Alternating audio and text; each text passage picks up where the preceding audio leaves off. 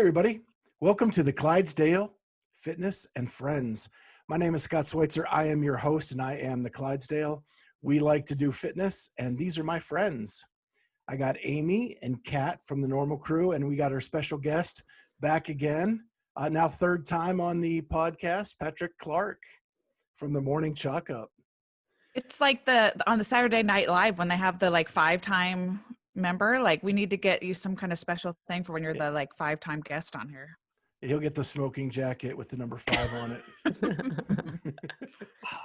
The presence of being surrounded by such great minds is all I need. Awesome. Well, now it's getting deep. So so it's been a crazy day in the world of CrossFit. I had a whole agenda planned out this morning of what we were going to talk about tonight.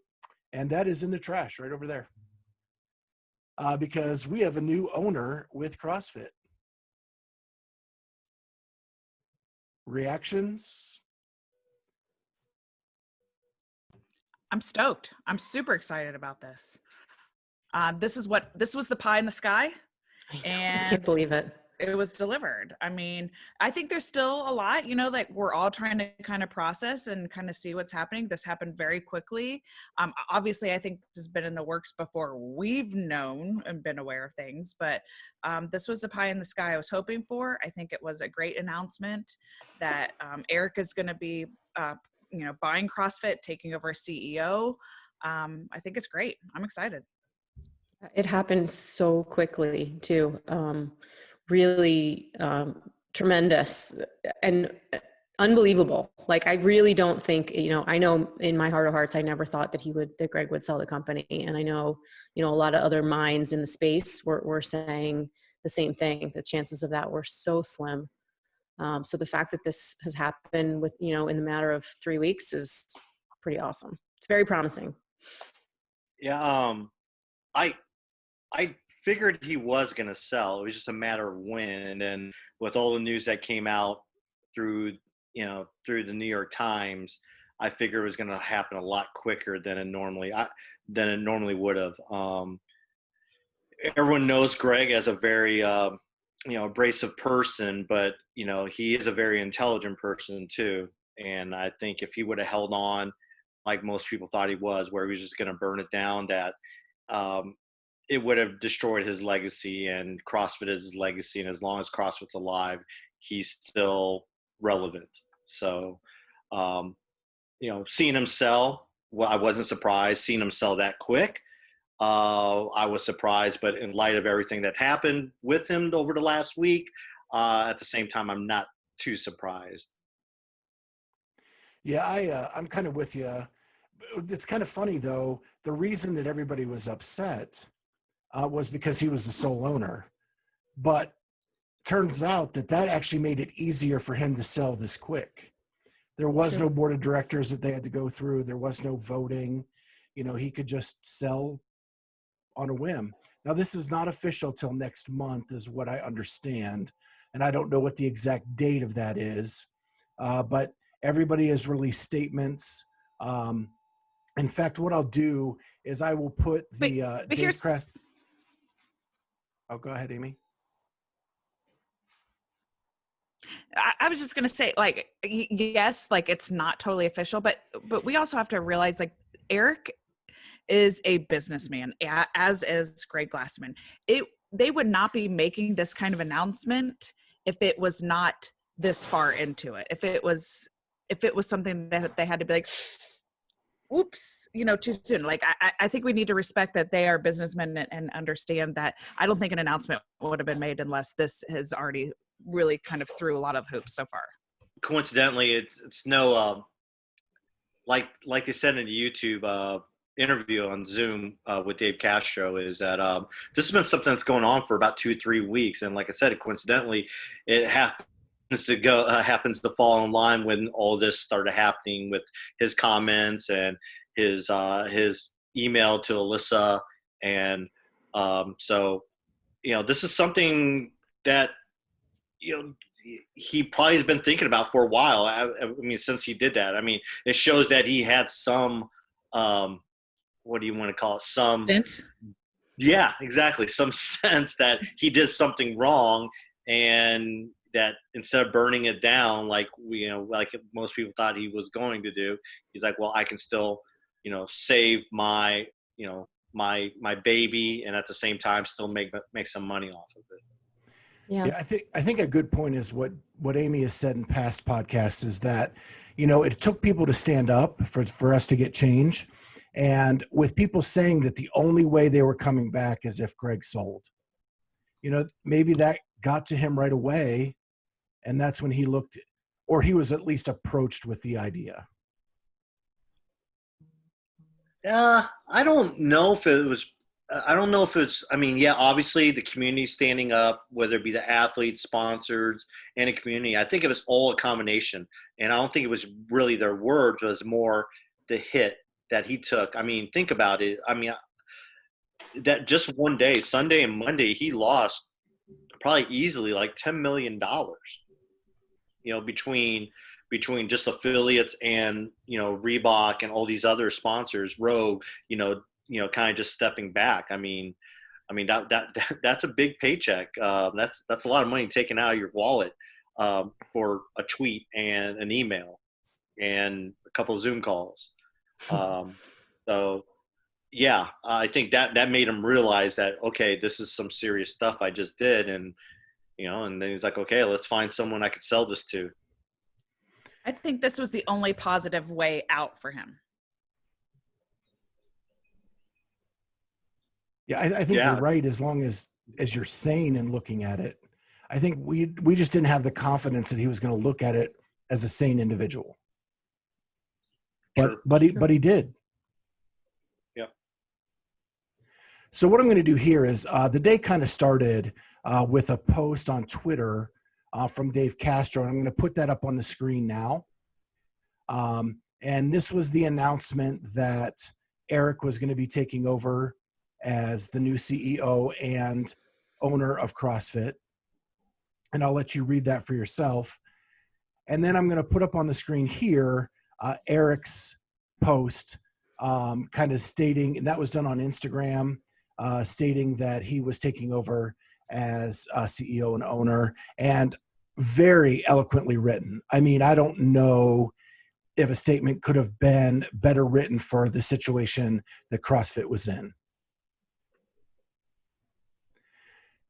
And so that's kind of what started our day, and the announcement that everything was there.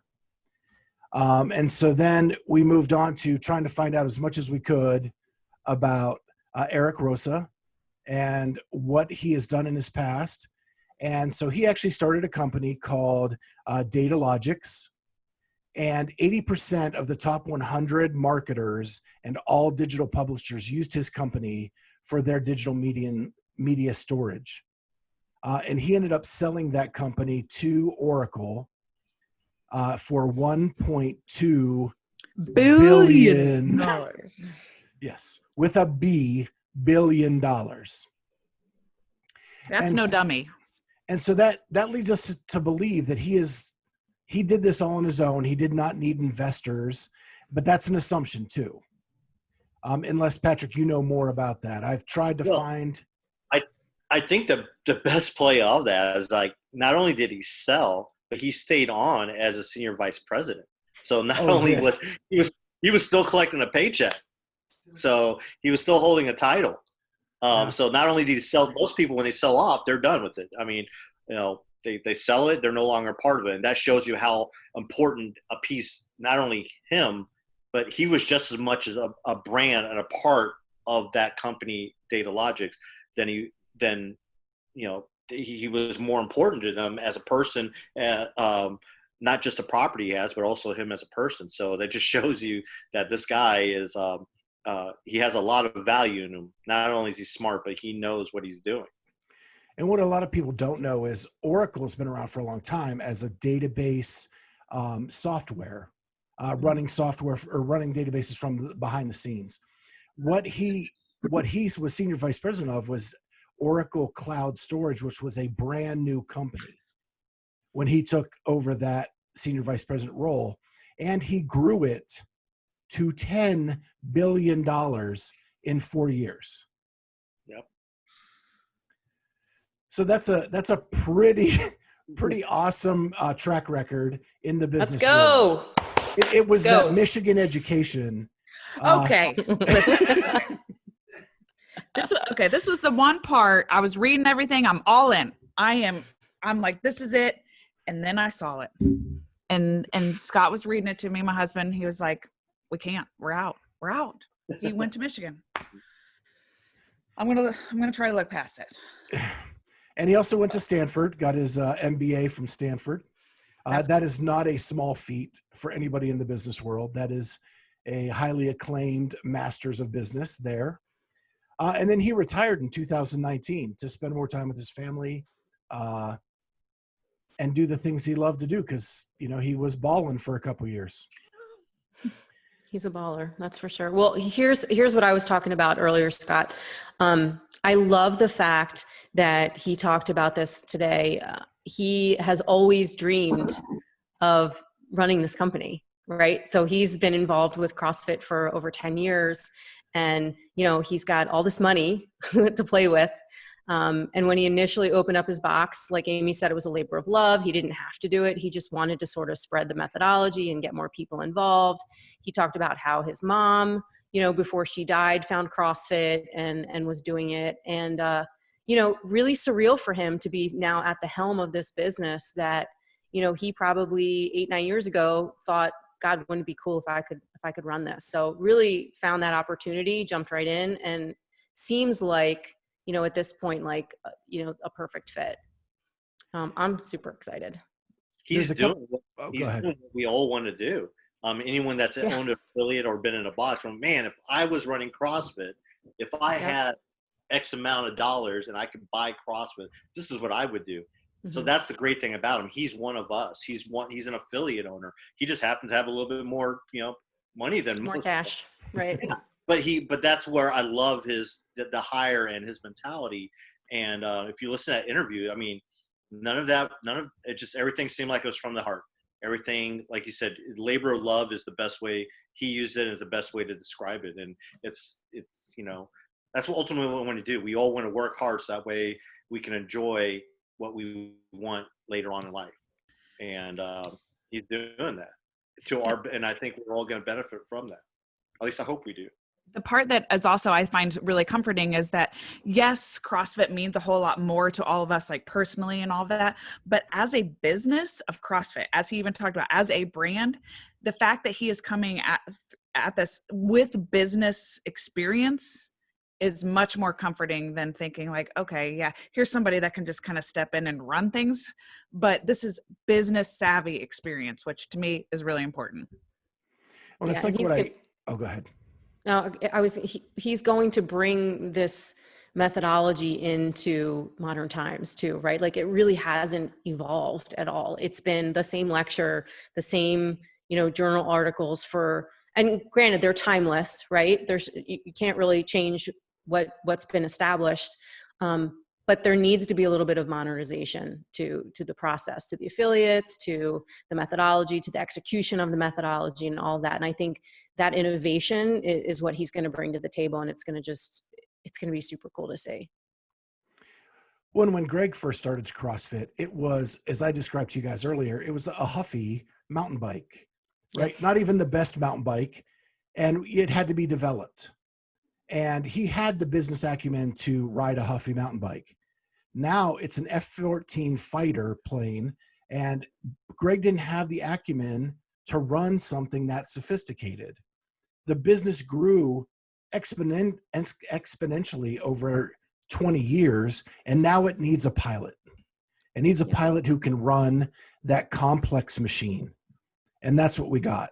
And there were a couple takeaways I got from today, and that is, that expansion of Oracle, he did that in over 100 countries around the world. So he has international business experience, not just business experience. And that's a necessity in CrossFit, right? Yep. He also talked about stakeholders being the most important thing. And the most important thing is identifying who those are. And off the cuff, he names affiliates, athletes, and games athletes, right? And then a couple other things as he rolled on. But he's already starting the process of where do I have to focus my attention and who do I have to benefit? And then I love the line, never let a crisis go to waste. Yeah, that was good. You know, where I work for the state of Ohio, we have crisis all the time. And if you're not learning from that crisis, you're buried. And so we see that all the time. And then I loved the games athlete analogy, that he thinks the games are important because they're meant for you to aspire and inspire. And he wants to show a linkage between a regular athlete to a games athlete. And I think there's an importance there. Yeah, you bring that up, and it shows you how much contrast and difference between him and Greg. You weren't in that room last year for the media when Greg brought in all the media, and for 45 minutes he talked about anything, mainly about himself and CrossFit Health. But he brought up, I think Jessica Danger brought up the whole point of, like, you know, him ignoring the masters and games and age group athletes. And basically he said that, you know, no one should aspire to be them because it's not reasonable. And, you know, he just kind of downplayed the games and the games athletes. And it's like the two different views. And it's just, I just don't agree with that. It's like any other sport. If you wanted, and that's the thing, he didn't want it to be a sport, but you know, most of our heroes, most of the people that we strive to be happen to be athletes. And what better athlete to follow is someone that's healthy and someone that's successful. Yeah, I mean, Dave has got to be thrilled, right, with this decision, because, you know, the games are Dave Castro's baby, and his former boss called it a sideshow, right? Thought it really could have cared less about it. So I think the fact that they've got someone in there now that thinks that the games has some value and that those athletes are valued is gonna, you know, means a lot to a lot of people. Even us that aren't athletes, because, you know, we love the sport of it as well. Yeah.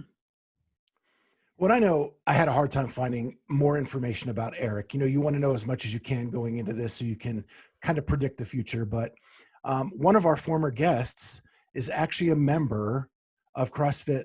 Is it Salinas? Sanitas. And it's Lindsay Love Jenks, the owner of Macro Stacks. It's our episode 37, if you want to go back and check that out. But I reached out to her today because she is a member of Eric's gym. And she is more than that. They actually became close personal and business friends. And she considers Eric to be her mentor and really helped her through her business, through Macro Stacks a lot.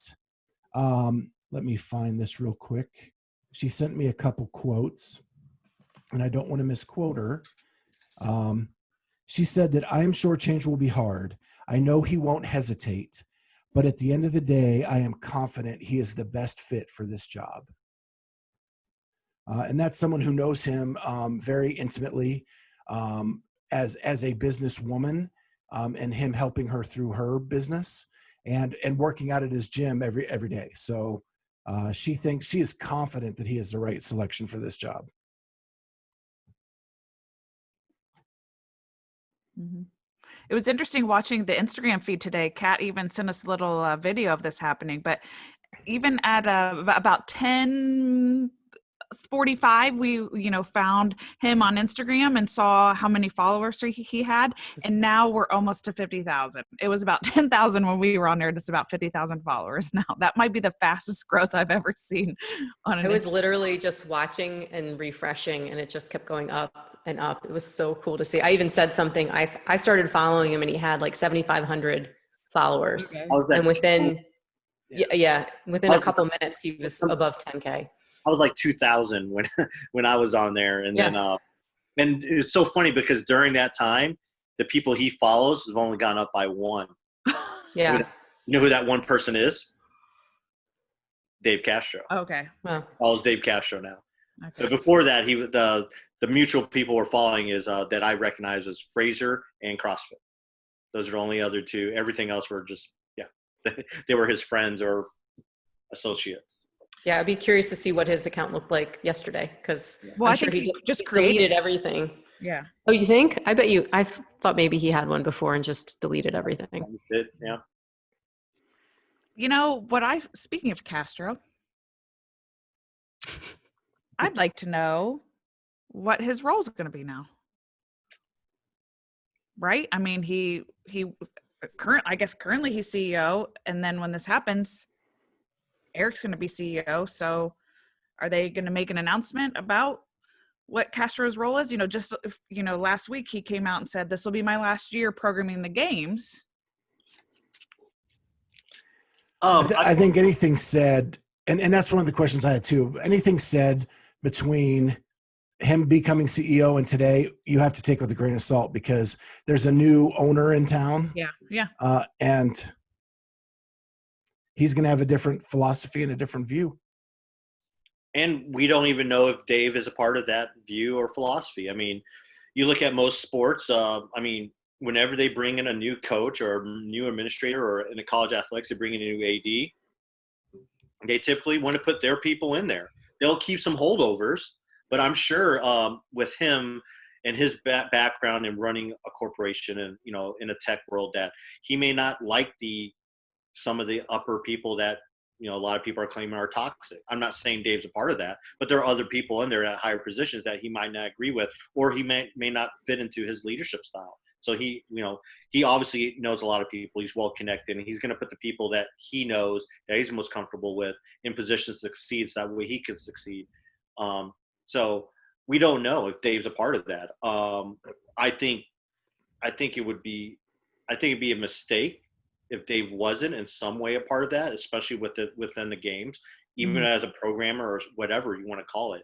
But it's interesting. When I read Dave's statement, he kept on saying, like, one thing that caught me, and maybe it's just me reading into words, is like, it's something along the lines where he, it's great having him on the team.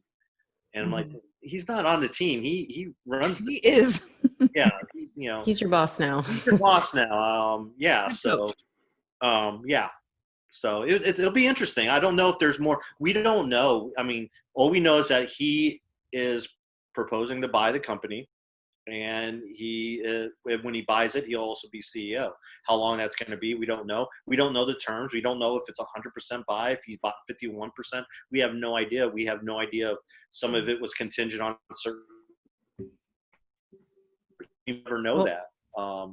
But Yeah, and I would imagine too that if this is not going to be final until another month, and they kept, that's been mentioned a couple times now in posts and things, does that mean that we shouldn't expect to hear any sort of major developments until then? Because it's probably premature for them to announce any other things like these district representatives and, all the other things that sort of have been floating around there. I'd just be curious to see, because I'm sure if another week goes by and there's not some announcement about this moving forward or that moving forward, people are going to lose their shit again, and be like, what's going on? Not me personally, but, I just, the people in the forums that love to, bitch and complain about everything. what? So this is my thought, right? The sale is kind of like you're buying a house, right? You have a closing date, and until that closing date, you can back out of that.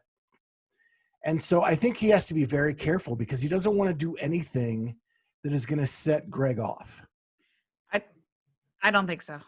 I don't think that, but I also think when you think about closing, like the closing of a house, you don't get the keys and you can't start ripping wallpaper down, until the settlement date.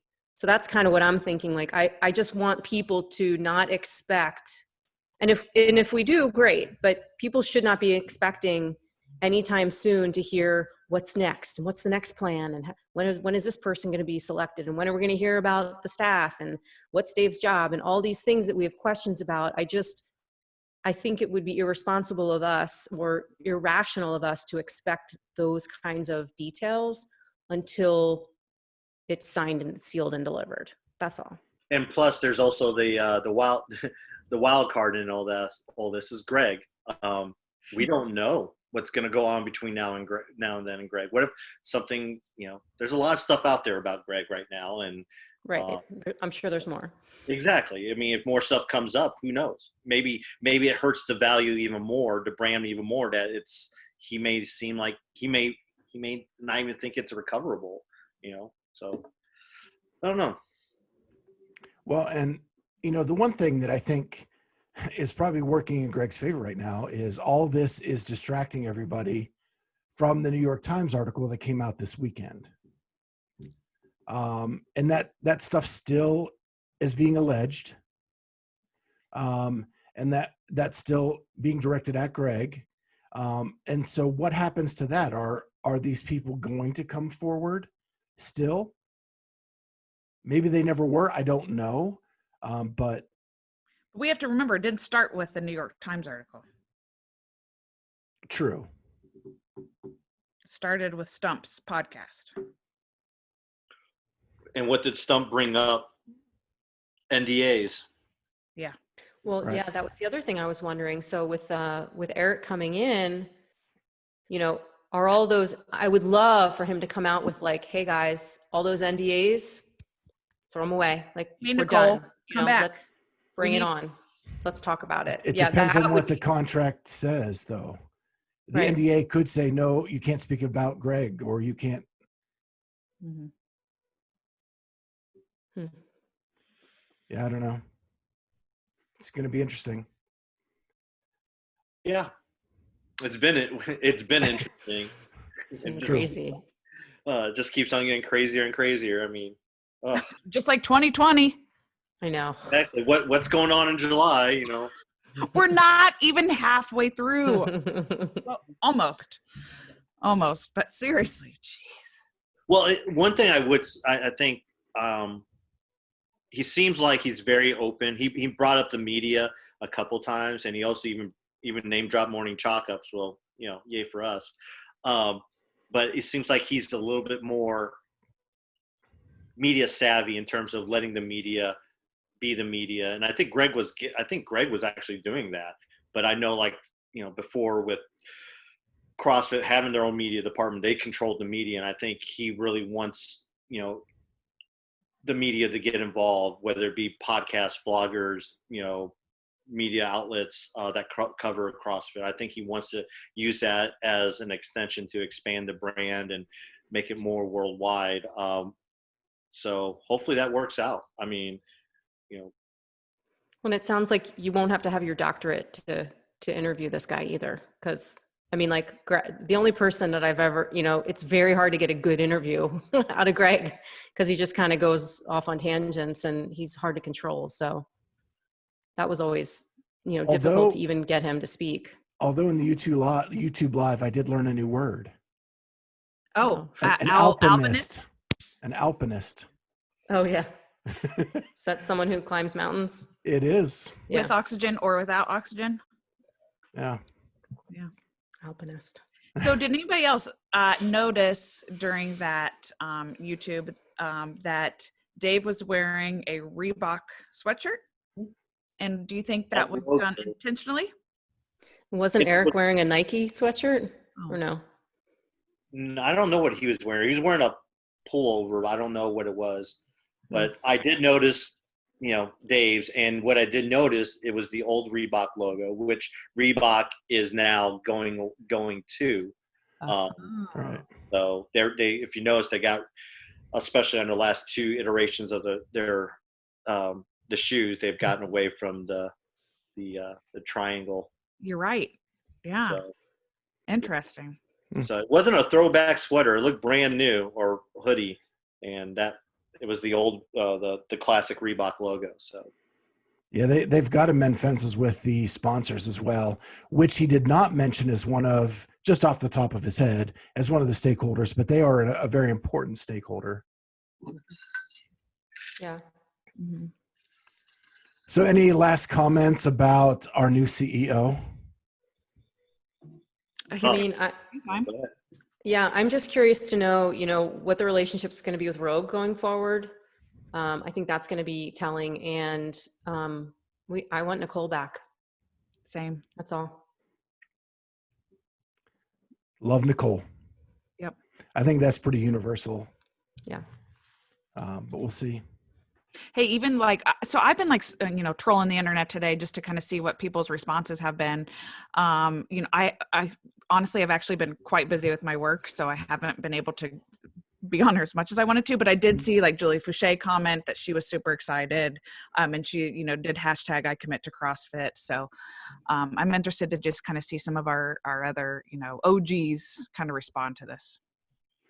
Yeah, I did see, I've probably a good 10 either seminar staff or athletes say that they were back.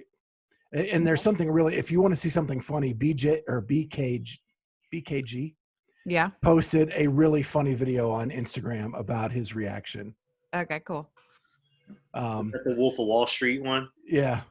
Yeah. It's really good. Oh, I love BKG. That guy is awesome. Probably the most emphatic that he's back. But yeah, you'll like that. Check it out. So let's talk about some other good news. There was an online qualifier over the weekend for the Mayhem Madness team competition. And it got a little bit interesting because some games athletes actually joined teams and did the qualifier. And so at the moment, they have 9 teams from the sanctionals that are already qualified. And they were looking for 3 more spots to fill. Now, the people that already qualified could do the online qualifier to get a draft position to pick workouts. So, but of the top 4, only one of the top 4 already qualified. And that was the second place finisher, P10 Performance. And that was the former Travis Williams team with Andrea Nisler, Taylor Williamson, Roy Gamboa, and they added Chandler Smith for the online qualifier. Yeah, they did. Took second place, but they already had a spot. So fourth place were the Canadians. That is Samuel Cormier, Jeffrey Adler, Emily Rolfe, and Caroline Reason-Thibault. They get a spot. Team Misfit with Caroline Connors, Paige Semenza, Jordan Cook, and Austin Spencer. They took third. And first place was Team Krypton with Alex Smith, Alessandra Pacelli, Street Horner, and Caroline Prevost. Ooh, I like that lineup. Yeah. Sandy Pacelli. I haven't heard that name in a while. She is one of my favorite CrossFitters I was going to say, it's one of of Scott's all crushes. time. Yeah. Do you call her Sandy? Does she go by Sandy with you or Alessandra? No. I like saying Alessandra. Okay. Because I think her closest friends call her Sandy. So. Yeah, I've been a big fan of hers for a long time, but so cool to see her win the online qualifier with Alex Smith and Street Horner. Do you have a selfie with her? I do not. Okay. Yeah. No. Yet. Yeah. Yeah, I met her at the games in 17, but didn't get a picture. Is anybody going to that Mayhem? Patrick, you going to be there for that? Right now, the plan is yes. We haven't really gotten much in terms of media response yet, but I think we'll probably be there. We're going to ask if we can be there to cover that. So hopefully they'll put the dream team back together, me and Nikki. Since we went down there to cover Hey, the Misfits. I guarded your camera really well. I know. So did you apply to volunteer again? I did not. I didn't know where I was with work and all that kind of stuff. Now I wish I would have because I have the time, but yeah. Well, I'm sure you can call some favors in there. Maybe give Josh a call. Yeah, I know a lot of the guys down there, so I don't know. We'll see. But you did bring up some really good points there. Like I said, obviously Mayhem, which was surprising because I thought they were going to actually do the qualifier themselves. So that way they can do seating, but I guess they automatically, they don't get to pick any of the workouts in the draft. But still would like to see their scores up there, even though they wouldn't have been eligible for anything, just to see where they stack up. So obviously they've done the workouts. They probably timed in. They're probably comparing their scores to what's on the Buttery Bros. Yeah. Right. Yeah, from my understanding that Krypton team, Alec kind of threw that together last minute. He had some other people he wanted on that team, but for other reasons it didn't work out. So it'll be interesting because the Canadians and even Prevo, obviously there's some restrictions in terms of traveling. So hopefully those will be lifted by the time in almost less than a month. So a lot of the Canadian restrictions are being lifted as I'm watching some hockey news. Mm-hmm. And so that could be wide open by that time. Yeah. But in terms of, I look at some of these teams and I still it has to be Mayhem's to lose. The only other team that I think that could probably keep up with them would probably be P10 Performance because of Taylor and because of Taylor. Yeah. And Roy, because he's worked with him, and he's competed with them. He's last year at Dubai, he was on a team with Taylor, and I think Andrea was on that team as well. So he's and they're training right now. If you go to any one of their Instagram pages, they're deep in the heart of Texas right now, just working on the worm and training, and Travis Williams is actually training with them too. So he's probably the alternate on that team. So it cracked me up going to Chandler's page, or I don't know whose page it was, but they were talking about the team, and it was the would you be on our team? And he was like, duh, because we'll win. Yeah. Right. I was like, that's awesome. Yeah, those girls are no joke. No, they are. Yeah.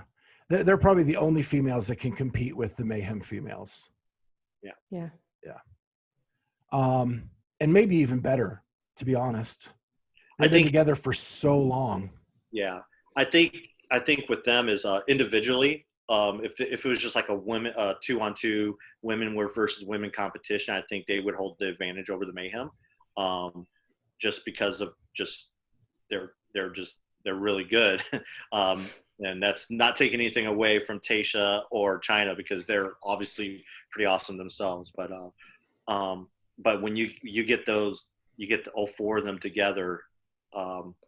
And if you get them on a worm or a synchronized event, you're very hard pressed to beat someone like Mayhem. Yeah. So it's going to be fun to watch. There's going to be some good teams. And one thing I kind of left off our agenda, but I just want to just touch on briefly is, if you didn't see it on Instagram, Loud and Live is going to run the Masters competition that was announced. We've talked about it on this podcast before, in Fort Wayne, Indiana. I don't remember the exact. It's the Masters Collective. Masters. Yeah. What's that? I did believe the Masters Collective. Yeah, Masters Collective. And looking through the lineup, almost all the big guns are there. Ron Ortiz, Valerie Vobril, our boy Ryan Jeff. Elrod. Ryan, I have not seen him on that one yet. I thought I did. He's on the Legends one for sure. Okay. My mistake. But Jeff Goebel is signed up for the collective. Yeah. They also have a new age group, 65 plus, which is very cool. Because normally that age group is just 60 and over. And I know a lot of people that are like 63, 64 that are competitive that are thinking like, well, this is it for me. I'm not going to get any better. But that extra age group is going to make a difference. So that's pretty cool. Yeah. I think it's cool that Loud and Live jumped in to help out with that. They know how to run an event. They're probably itching to do something. They haven't, all their sanctions got canceled after Wadapalooza. So gives them something to do. Yeah, it's going to be a fun one, I think. Can we talk about our former guest, Emma Cary, for a second? Oh my gosh. Unreal. What she did at that Dubai online challenge. Yeah. I wanted to spotlight her even more, but she's quite impressive. So she would have placed, had she been in the open division for women, she would have gotten third place overall. Yep. Unreal. Yeah. But instead she won her division. Yeah. So it's either get $0 or $3,000 as she's 16 years old. Yeah. It was the right decision. It was the right decision money wise, but it's so cool that you can. Her allowance, just wasn't cutting it. Right. I love it. When mom asks her to go clean her room, she's doing different types of cleaning. It's like, I'm going to go clean in the garage. I'll see ya. Exactly. Yeah. Exactly. It's kind of cool. I can't wait for the open, right? I just can't wait for the open for her to, see how she's going to do there. Cause that's. Yeah. It's Great. What I love about her in terms of an athlete is that, she already has that engine. She already has that fun. She reminds me of Haley. She really reminds me of Haley, where Haley was known for her engine, her cardio, her gymnastics movements. And now Haley, especially those who watched Rogue, you saw Haley getting stronger. And she's going to continue to get stronger. And I think Cary's the same way. She's getting stronger. Obviously, that strength's there. I mean, for her to throw around that 55, I think it was a 55-pound dumbbell during the Dubai. oh yeah.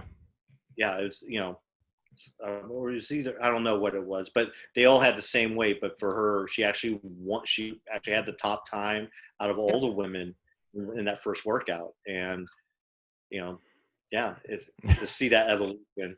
Yeah, I was really looking forward to seeing her at the games this year. I really was. It's a shame, but hopefully we'll see her out on the competition floor sooner or later. Yeah, I don't think it's going to take too much longer. Mm-mm. No. It's funny because ever since we've had her on, like I've actually been talking to her parents a lot. They're just so proud of her, and it's so fun watching her. Like if you've seen her snatching lately, she is so fast under the bar. Her technique is getting there. Now it's just getting enough strength to get that first pull, and she'll be like killing it soon. Yeah. And how do we know like how tall she is and how much she weighs? Because she just looks tiny, right? I feel like she needs to put on like another, 10, 15 pounds and, but I don't have any concept of how tall or how much But she again, weighs. she's 16. I can give her 10 or I 15 know. pounds if she I know, wants right? it. Jeez. I can coach her on that. Yeah. That's going to be exciting to see. Yeah, right. I mean, she's only 16, so.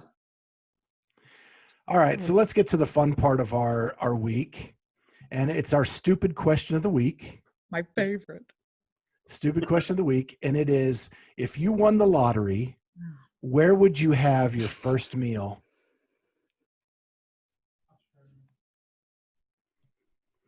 Okay, I know. You know?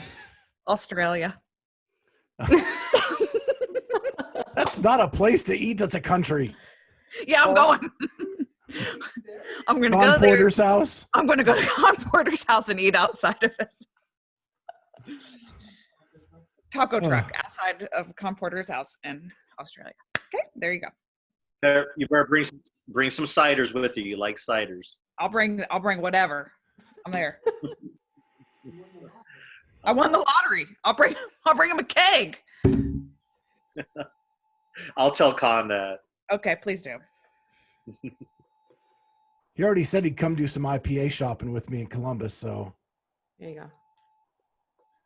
All right, Anybody Kat, else got some? I got mine if nobody's ready.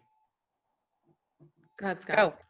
So mine's very specific. I would go to the gumbo shop in the French Quarter of New Orleans. And their gumbo is really good. But their po' boys are better there than I've ever had a po' boy anywhere in my life. And that is, I would kill one of their po' boys. Love New Orleans. Love the food. As everybody can tell, that's why I'm the Clydesdale. All right, so this one's hard for me because first we didn't get much notice of this one. I wasn't sure this was the one that was going to get picked. How many days do you need? And you gave us like 8 to choose from. You didn't tell us which one we were doing, so I didn't know. So this is combining like having a lot of money and being able to spend it on food. And like my food loves are not that complicated. Yeah, mine wasn't expensive. It was just getting there. Right, which is why I'm paying to travel to Australia. I don't care what I eat. Yeah. I mean, I think I'd buy Ben & Jerry's probably. Right? I would do that. Sorry. Throw out all the fruit. Throw out all the fruit, come up with as many coconut vanilla-based ice creams with chocolate and peanut butter that I could think of. And that's what I would do. It'd be called Ben and Jerry and Cat. Simple. What? Okay. Patrick, you got We're something gonna for be us? there. Yeah. There's a restaurant in Oklahoma City. It's called Vast. It's on the top of the tallest building in Oklahoma City. Is that And, like it 4 has a great- stories? I'm just kidding. Actually, it's taller than that, but it's a very, very fancy restaurant. It's the most I ever paid for a steak, but now I know why people pay hundreds of dollars for steaks, because this thing is from raised on a farm in Texas. They said the meat was aged 25 years. I'm like, so I'm eating old meat? I'm like, isn't it bad? But I guess that's how old the cow was, I guess. But the steak just melted in my mouth, and it was amazing. And then the appetizers was just a meat tray, and it was probably the most expensive date and meal I've ever been on in my life. But I always promised myself I'd go back there. I just don't have a reason to go back to Oklahoma City anytime soon. But it was just it was the best steak I ever had, best steak, and the best $25 Budweiser I ever had either. So Oh my gosh. yeah, I was balling back then. Yeah, I've had a $25 Budweiser at the top of the At Hancock. a concert. Yeah, before I became a broke journalist. So At the top of the John Hancock building in Chicago. the That's Signature great. Lounge. Yeah. I've done brunch up there. It's not bad, not a bad view, especially if you can go during 4th of July, like the Friday during the summers. They used to do fireworks over Lake Michigan, so you're actually above the fireworks looking down, and it's kind of trippy when you're looking down at fireworks and you have a couple drinks in your hand too. So I got up there. I paid $25 for a Budweiser, and the clouds rolled in. I couldn't see shit. So it was a really miserable. It's overpaid for your beer. Yeah. Well, now I want to look up how they age beef, because now I'm very curious. You just Just eat to that Grandpa process. cow. they were trying to explain it to me, but the guy had an accent, and I was like, I'm just hungry. Yeah. Yeah. It's funny you say that about accents. There was a podcast today I was listening to. I'm not going to say whose podcast it was, but I was very interested in, no, not that one, but that one's really good too. I was very interested in the subject matter. It was around affiliates and things like that. And the guy was from Australia, and he had such a thick, fast, quick accent that I could not understand a word of it. I listened for like 5 minutes, squinting my eyes really hard, trying to understand it, and I couldn't. So Maybe we could find a translator. I know. I need like closed captioning. Yeah. What's that? I think he has an idea who the translator would Like be. Con, maybe Con can help us. One track Okay. mind. Okay, sorry. Accents. What's our next topic? All right. And you can't answer Con Porter. You have to answer something different. Oh, What is your best thing from the internet this week? Did you actually research this week, Amy? yes, and I sent it to you already. All right. So there's this Instagram page I follow. Well, it's okay. There's different portions of it, but it's like dogs doing things or cats doing things, and there's one called kids doing things. And it was a kid at a playground, and the playground's all roped off because of COVID, and there's a sign that says COVID playground closed, and this little kid just has a stick, and she just keeps beating the sign that says the playground's closed. And for me, it just was perfect because I'm all about kids and playing and hanging out, and it just made me laugh. Beating thing. Yeah, beating things with a stick. I mean, come on. That was great. Kat, I know you have one. I have a great one. So, Fluffy Duck on Instagram, Josh Pirtle, right? He does all these little funny things. Well, the last 2 days he has done games athletes, 5 men and 5 women, or 6 men, 6 women, with the Snapchat change of gender face on them. Have you seen Con? It's amazing. Yeah, Khan's on there. So God, it's amazing. Okay, So he does hot. Tia Claire Toomey. Tia Claire Toomey looks like Sean Penn.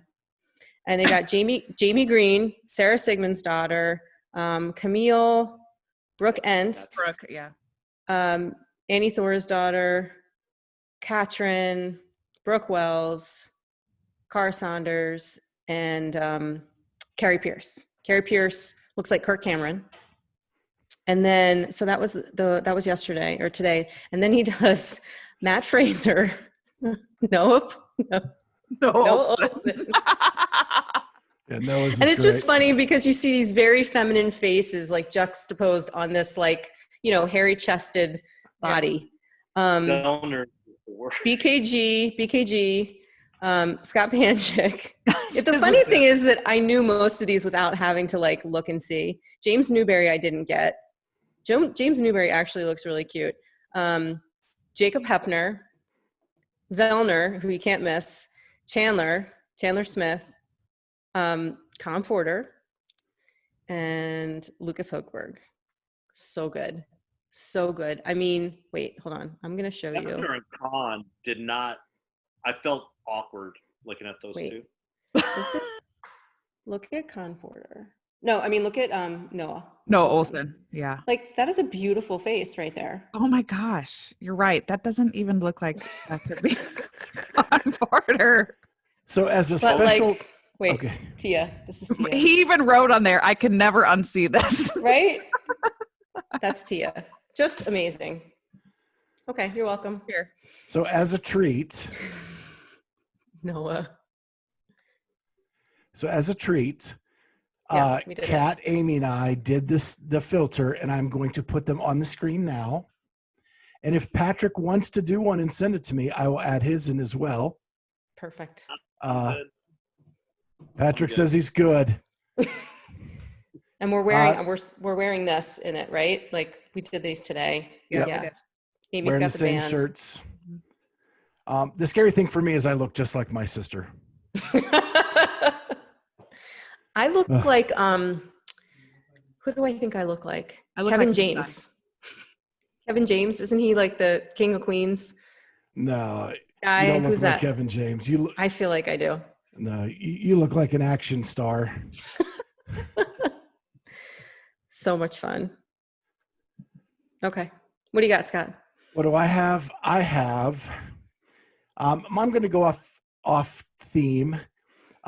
I was a huge fan of The Sopranos back when it was on. And Joe Rogan had, I'm looking at Steve Sherpa and Michael Imperioli on this week. And they are doing a new podcast where they rewatch every episode of The Sopranos and talk about that episode as they're going through. They're 12 episodes into the series. And it was just cool to go down memory lane. And Steve Sherpa actually didn't start out as an actor. He was a bouncer who turned out to be the talent agent for the Riviera in Las Vegas. And so he booked talent, became friends with the talent, and then they gave him roles in shows, and he ended up on The Sopranos. So cool, but a lot of fun, and I really, really enjoyed it. And my honorable mention is the Buttery Bros in Fort Knox because it was awesome. And one of the guys from the Army Warrior Fitness team, I judged at the Arnold because the Army Warrior Fitness team competes at the Arnold every year. And so it was cool to see a guy I judged like hanging out with Chandler and the Buttery Bros. Very cool. Hey, we didn't talk about the Titan games. Should we do that real quick? We did not. There's been so much news that kind of just got my story, my recap it disappeared today. Oh, because of all the other news, you mean? Yeah. And this was actually a big week for us because it was two former guests going head to pitted head against each other. Yes. And it was tough to root. But it became obvious real quick who the stronger competitor was. Yeah. Margot's no joke. She's great. They're both great, but that was very cool. Curious to see, how far she goes. Well, so far the CrossFitters are pretty much dominating the Titan games. Because they're all CrossFitters. They're just not saying it.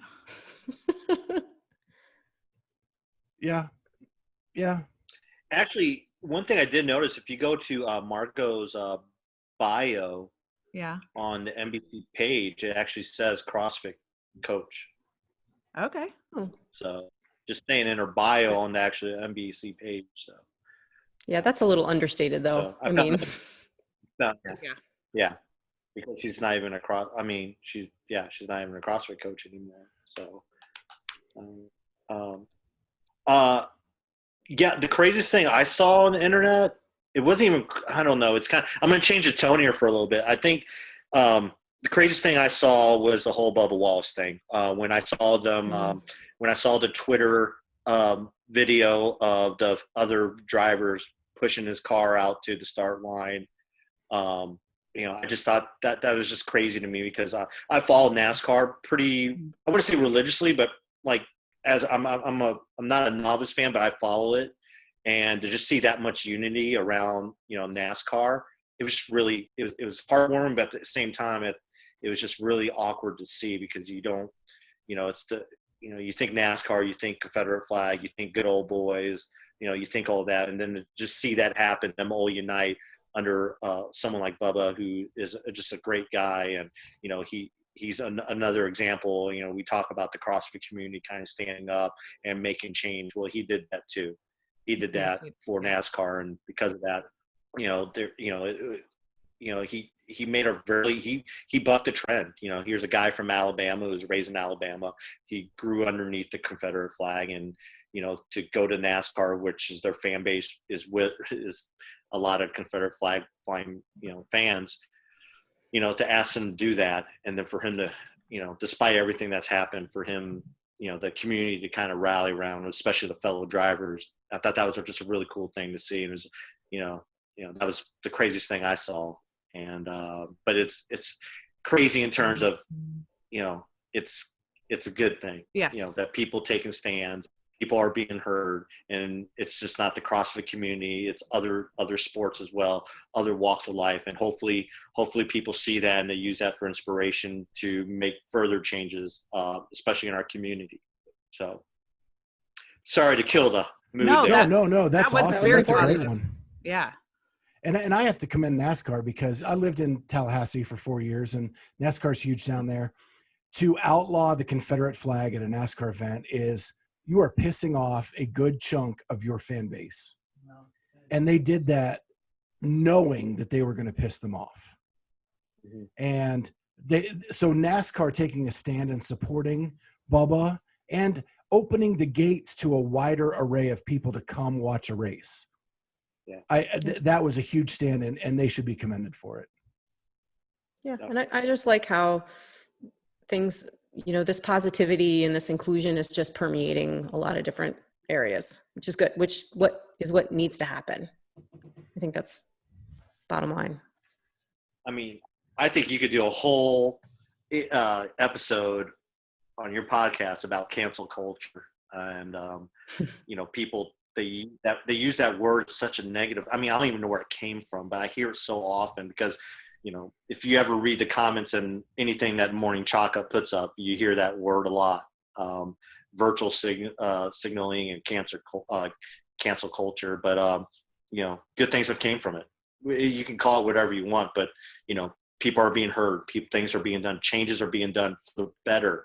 So if you use that word, it's not a bad thing. You shouldn't be offended by it. And let's bring this full circle. A big part of it. Let's do it. Full circle. Never let a crisis go to waste. Look at that. Never let a crisis go to waste. Yeah, there was some extra. That's why we're just your friends. Yeah. So there we go. Again, I know, like I said before, that we had to have people canceling their affiliates to make a stand in order for this to all happen. Sure. And athletes to bail and everything else. Yeah, I agree. And sponsors to pull out. Mm-hmm. Right. And it doesn't mean that the people that didn't bail support it were any less, impactful, or, like they weren't. Yeah. Yeah. Some people had to stay in, right. To show that there was something here to be worked on. But I think this all had to happen. Yeah. You needed all facets for this to work. Yep. And I'm so glad it did. And I'm looking forward to the future. And there's so many great things to come. Thank you again, Patrick, for joining us this week. Anytime. We'll see you next time on the Clydesdale Fitness and Friends. Bye. See ya.